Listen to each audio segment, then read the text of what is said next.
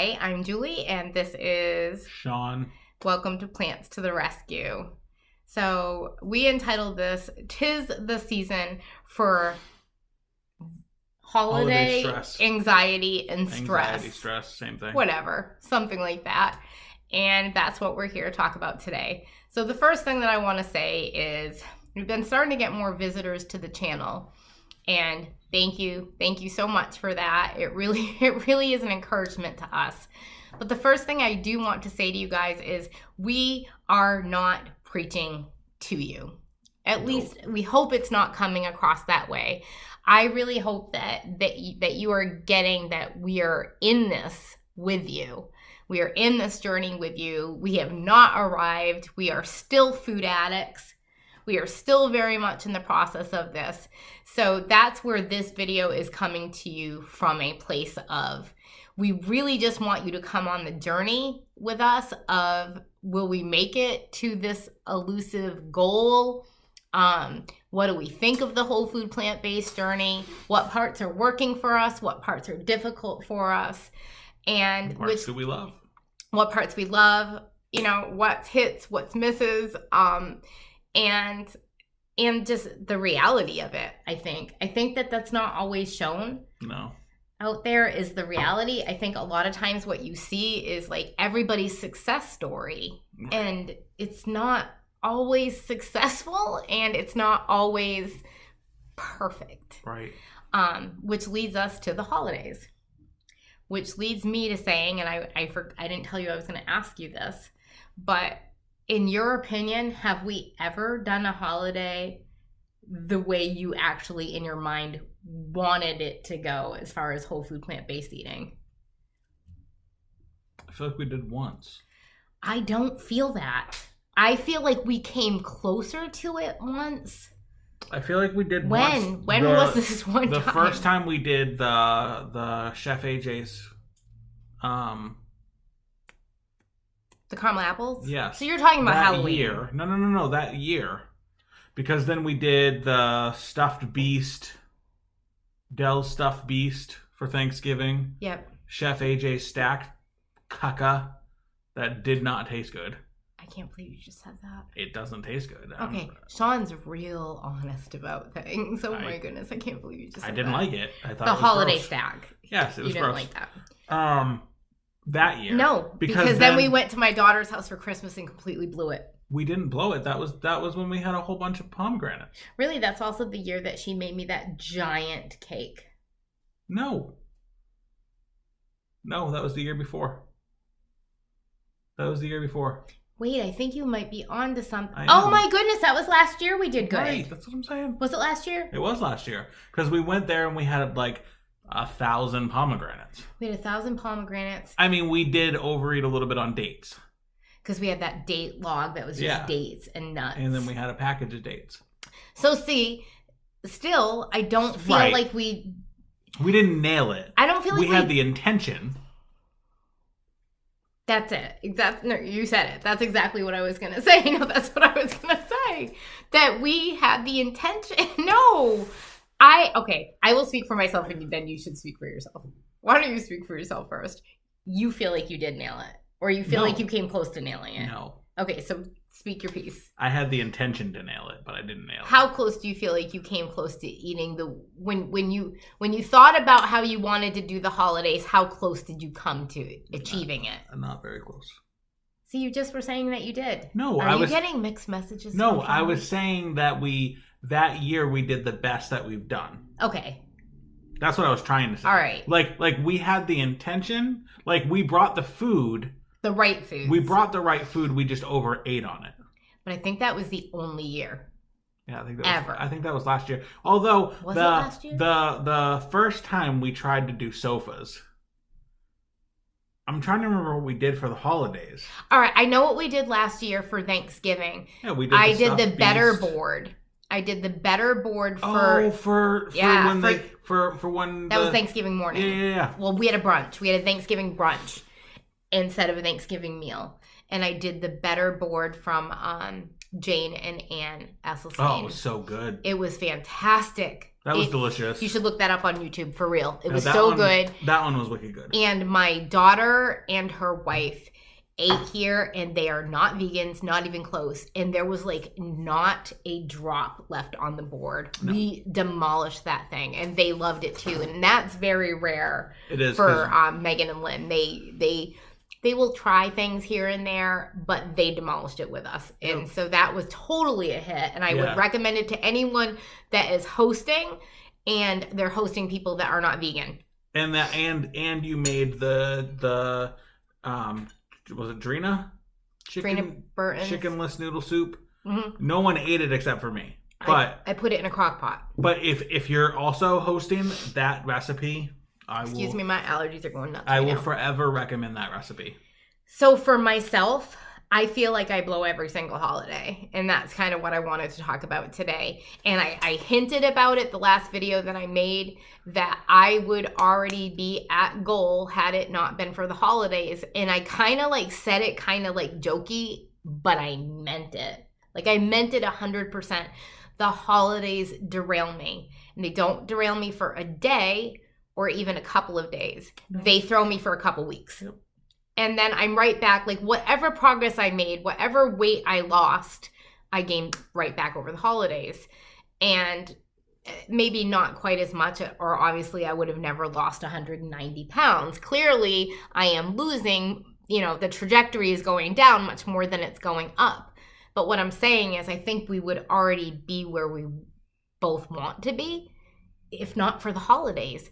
So with that, for me, comes a healthy dose of anxiety.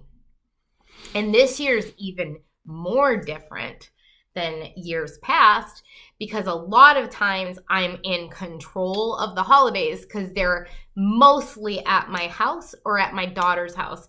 My daughter is an angel as far as trying to make it okay for me food-wise. Yeah. It's still hard because so much centers around food with my family. Like we really love food. That's why I once weighed 340 pounds. We love food. And any reason to celebrate always is included food.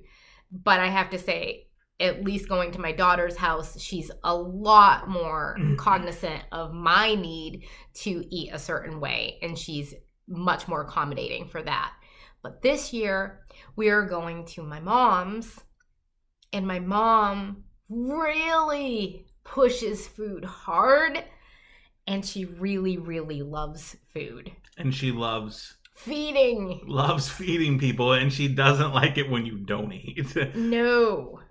So I don't know if anybody watching this goes through that. And so I have anxiety because this year, more than any other year, I feel like we have really come to love this lifestyle. Yeah.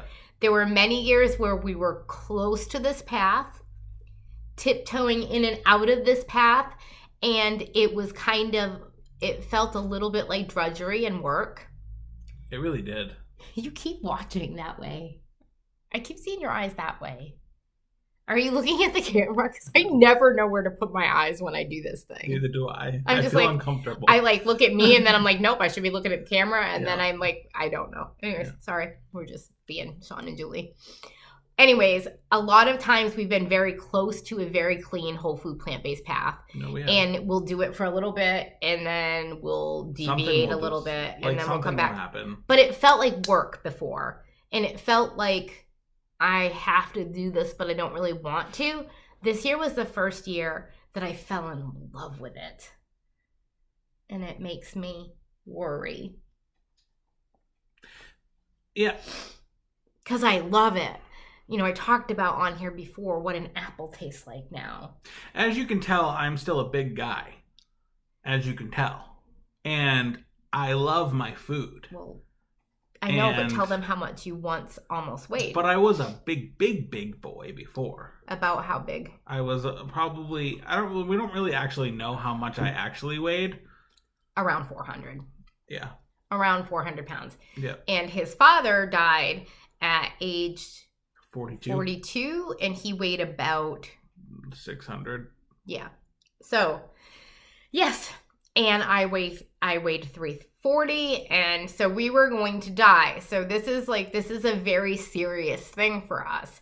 It's not only for like vanity's sake and all that. And I think you wanted to talk about that a little bit. That like if people come onto this channel and they're like, wow, they're still chubby, they're still big, they still have weight to lose. I'm just gonna pass this channel by and go to another channel. That's cool.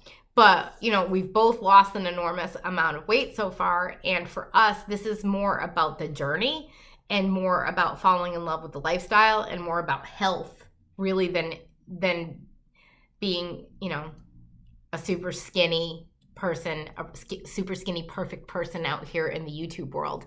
This is more like a regular family. We live in New England. It's not really super conducive still to vegans, never mind whole food, plant-based people. Right. But I love New England, so we love New England.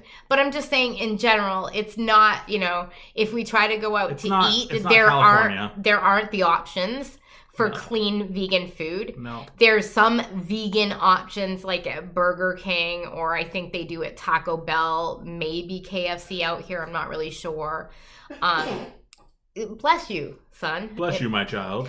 So it's just not, I don't know why I'm off on this tangent. I have no idea what I'm even talking about. We're talking about holiday stress. Yeah. Anyways, point being said, we're regular folk. We're just regular folk. We're not there yet, and we don't know where there is going to take us. But I can tell you where I don't want to go. Where we were. I never want to go where we were again. No. And I never want the compulsions around food.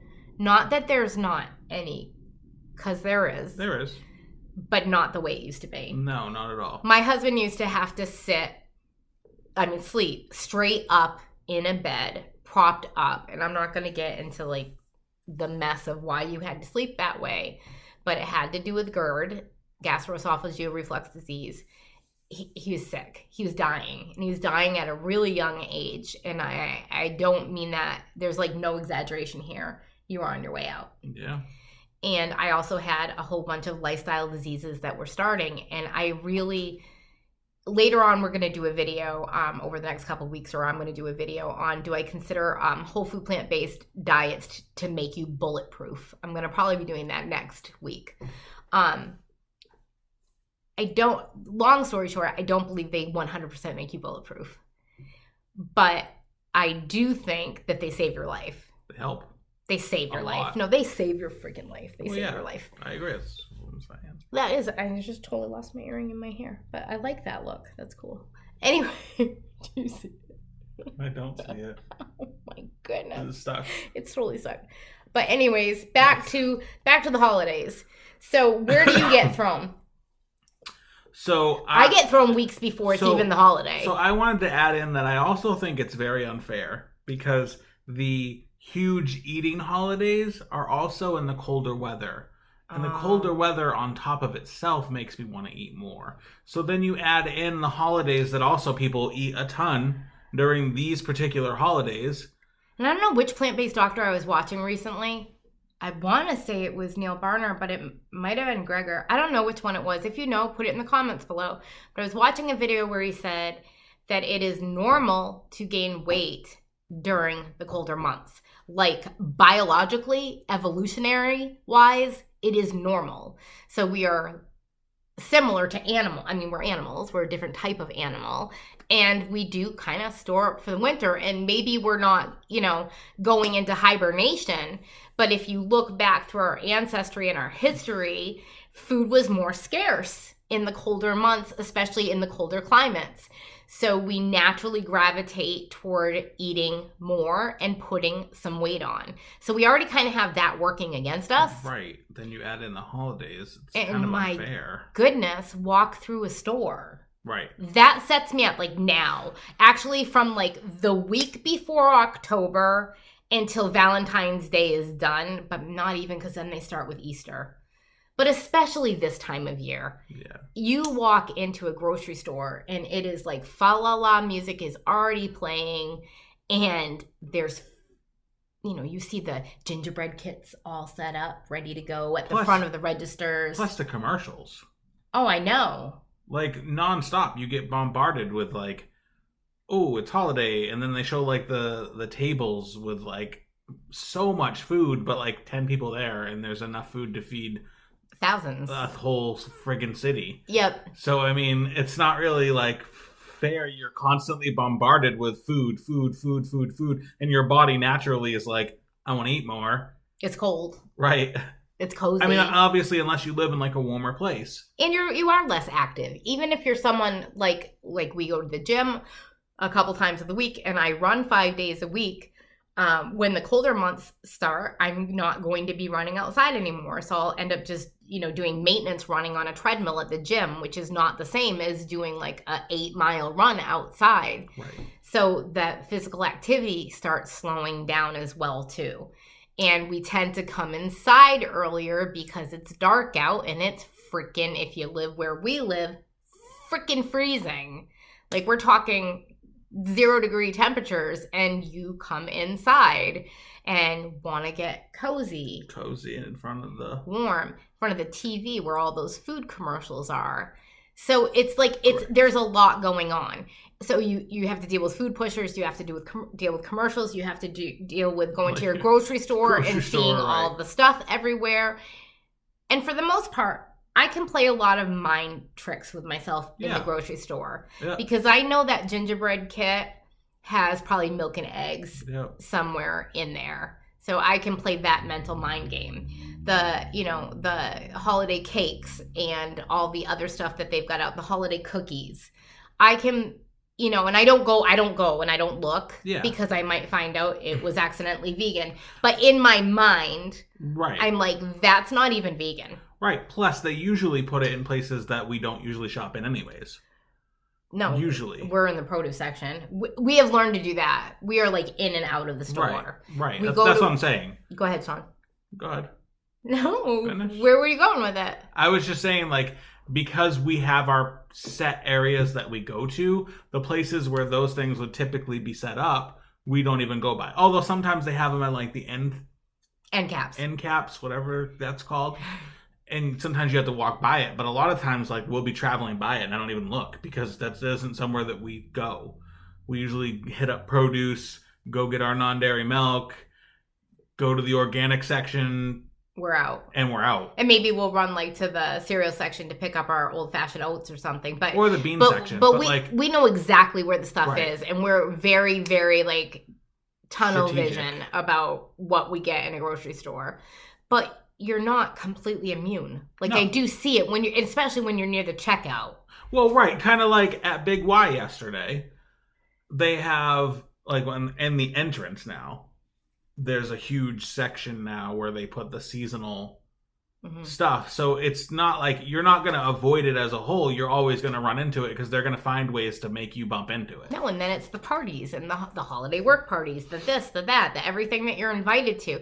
People giving you gifts that are food gifts. Right. Because that's one of the things that people do is give food gifts. Yep. And it's like this never-ending thing. And I am not immune. I am not immune to those things. And even like, it's triggering to me, even if someone was to give me a food gift that it's not vegan. So then we just pass that off to somebody else that isn't a vegan. Usually my daughter. We just pass it off.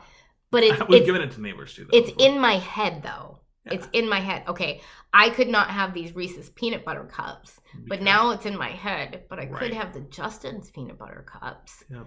Or the Reese's plant-based ones that are out now. Or I could, so it gets in there. Another one that's really, really hard for me is the non-dairy eggnogs. I do go buy them, and they do call to me.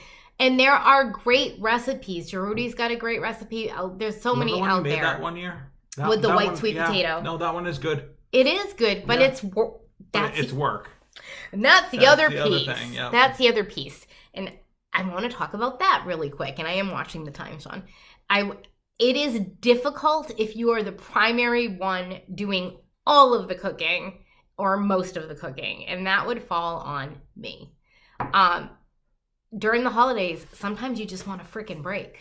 Like, I don't want to pull out the blender and roast my white sweet potatoes and do all of that work just so we can have one drink of eggnog when I can just in the store throw it in the cart. Now, we didn't do that last year as far as the process stuff, and we're not going to do it this year. But all of that gets in there. And when I go to my loved ones, because we're going away for a couple of days to another state, when we go there, it's not our environment either. I am pre-ordering an Instacart order of a whole bunch of pomegranates and apples and oranges and our non-dairy milk and stuff like that. I'm smart enough to do that to try to help our environment. But let's face it, it's not our environment and nobody else is going to be eating that way. So pomegranates are a good one, though. That is a great tip. Mm-hmm. Like, if you need something because you need to snack on something, pomegranates take a while. Time. Don't do it the classic way where people they empty it in water. There's a classic way to actually do the pomegranates, and you just get all the little arrows out at one time, and then you take your big bowl of arrows and sit down and eat them. Don't do it that way. Don't do it that way. I didn't even know that was a way. So I would suggest you do it the way that we do it, where I will cut it and quarter it, and we will sit on the couch with a bowl and literally pick one out at a freaking time. It works because it takes you forever. And other people, like I said in the last video, are not going to try to hand you food if you already are eating. Food, right? So if you're already eating something, you're less likely to be bombarded by the food pushers, right? Because you're enjoying something. So you can make that one pomegranate take hours. Yeah, exactly. You really can, unless you're like Sean, and then maybe last 10 minutes. No, it takes me a while to do that one. I'm always razzing on me. I am always razzing on him. But we want to successfully get through this, and we would love to know any of your tips and tricks, because honestly, did we give them any tips and tricks? It is hard. The pomegranate? Well, the pomegranates, and I've told them always have a beverage in their hand. Always make sure there's food in your hand. I told them in the last video, make sure that you're really super busy. You're the one doing the serving. You're the one doing the cleanup. Yeah. I don't really know. I don't think you're gonna. I don't think the holidays are the time. Although plans sometimes fall out too. What? Go ahead. No. You started.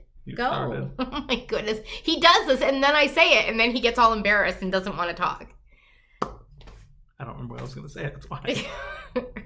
Something about a plan. Oh, I was saying a lot of times people will tell you to plan ahead, but I feel like the planning ahead will only take you so far. Because you can plan, like you can be like, I'm going to go there and I'm not going to do terrible. I'm going to eat what I bring. And then you can go there and the person that like loves you will be like, hosting. Here, I got some vegan chocolate for you. I already know someone who's going to do this, no matter what I say to them. Especially if chocolate's one of your triggers, like you're going to be like, well, I plan not to do this, but now this person, like, I can't sound like a dink. I gotta eat this.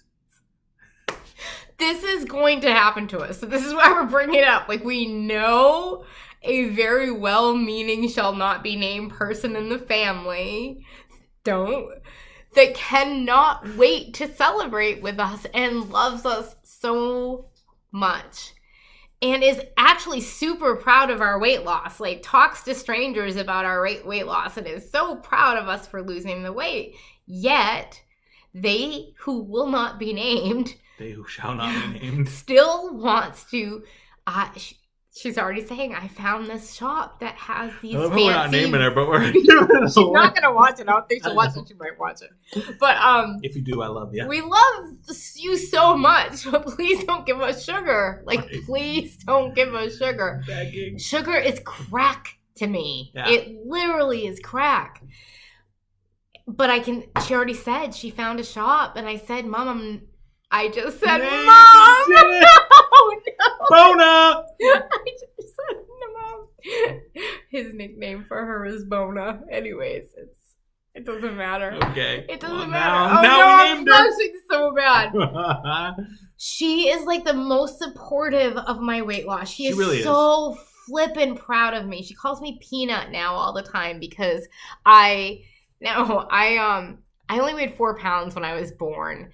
And then I grew and grew and grew and never stopped growing. And she missed her little Peanut baby. And now she calls me Peanut again because I've lost so much weight. And she's super proud and she's super supportive, and she kind of gets that I don't eat sugar, and she definitely gets that I'm a vegan, and she kind of gets that I don't eat oil, but it's the holidays. That's the piece that she doesn't get, and so many of our family and loved ones just don't get. I feel like a lot of people don't get that. They don't. They're like, it's just the holidays. Yeah.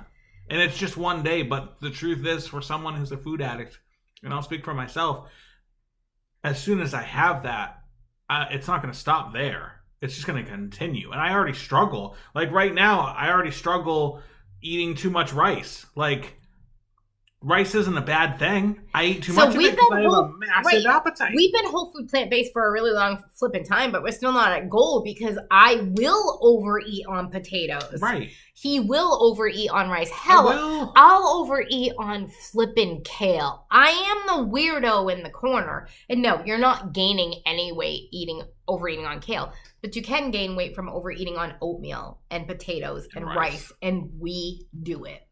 We have to rein even that in all the time. I literally had to stop a Mary's Mini because I was eating too much rice because I decided to do rice. Rice is one of my favorite foods. So, like, doing a rice mini did not help me because I ended up gaining weight on a mini because I was eating too much rice. So, obviously, if I add sugar into that, it's over. And heavens forbid sugar and oil in that combination together. Fat and sugar. We're on time again. Fat. We're almost done. Fat. But I was thinking while we were talking, I was like, if I was someone else watching this video, I would have holiday anxiety now. Like, we gave you holiday anxiety. Welcome. Which we didn't mean to, but we literally, this channel is not for us to preach to you about how successful we've been on our vegan, whole food, plant-based diet. Oh yeah, that's so good. Yeah, that's not what it's about. That was a really weird voice. It was. This is about our journey, and our journey of mistakes, hits, misses, and success. And the truth of, sometimes it's really freaking hard. It is. You think that I don't want to go make like a vegan gingerbread house with my kids? I mean, they're older now, but we still love doing that stuff. And you don't think I'd want to eat it? Exactly. You think I don't want, like, my mom to go to the fancy shop and buy me a whole bunch of vegan chocolate? Hell yes, I want her to. A whole bunch, too. But I also want to feel like I do right now. Right. And I don't want to lose that. No. And our Honey Crisp apples, man, we're on a kick, Sean. Oh, they're so good. The Honey Crisp apples this year. I don't want to lose that because I'll tell you what, when I was 340 pounds, I don't want your freaking apple unless it's like an apple pie with freaking ice cream on it. I didn't want your apple. Dripping with butter. Like, that's what it used to be. I didn't. What? You know. I don't. The apple pie. Had butter dripping on it? What do you mean?